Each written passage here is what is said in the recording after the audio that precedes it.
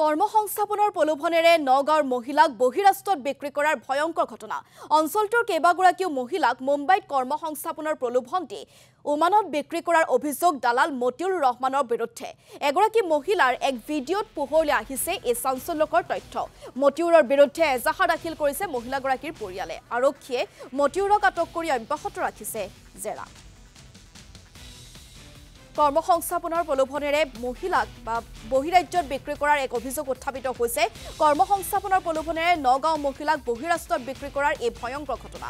অঞ্চলটোৰ কেইবাগৰাকীও মহিলাক মুম্বাইত কৰ্মসংস্থাপনৰ প্ৰলোভন দিছিল মতিউৰ ৰহমান নামৰ এই দালালটোৱে, আৰু যাৰ বাবে এই দালালটোক বৰ্তমান আৰক্ষীয়ে আটক কৰিছে আৰু অধিক জেৰা অব্যাহত ৰাখিছে। আৰু এগৰাকী মহিলাই এক ভিডিঅ' কৰিছিল আৰু সেই ভিডিঅ'তেই পোহৰলৈ আহিছে এই চাঞ্চল্যকৰ তথ্য।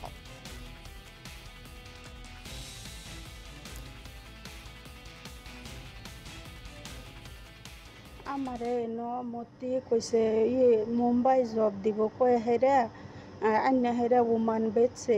আমি জব দেওয়ার কথা কয়ে জানছে, আমি তো জানি না আন্যা হেরা যে বেচবো। আন্যা বেচছে 3-4 মাস ধরে কাম করতেছে, কামের একটা টেহাও দিচ্ছে না, সব হেরানে খাইলছে।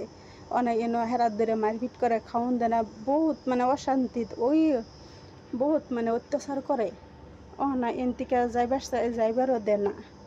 না মতি আন্যা হেরে বেচছে করে আমারে কই আওয়ার আগে কোনো পেপারও সিগনেচার করাইছে, কি করছে আমি তো এটা জানি না। 3-4 মান আগত মতিউৰ ৰহমান এটা দালালে জুৰিয়া ঘৰতাল হেৰি তাৰপিছত মুম্বাই মোৰ ভণ্টিক কাম দিবলৈ কৈ তাৰপিছত উমাঙত বেচি দিছে। তাৰপিছত একো গম নাপায় উমাঙত যে বেচি দিছে। তাৰপিছত এতিয়া মোৰ ভণ্টিক কল কৰিছে যে মই উমাঙত আছোঁ। পিছত আমি গম পাই পেলাই তাক সুধিছোঁ তাত কি কৰা। সি কৈছে যে মতিউৰ ৰহমানে মোক বেচি দিছে, ইমান অত্যাচাৰ কৰি আছে, তাত খাবলৈ নিদিয়ে, ধৰি পিটন দিয়ে, এটা ৰুমত বন্দী কৰি থৈ দিয়ে।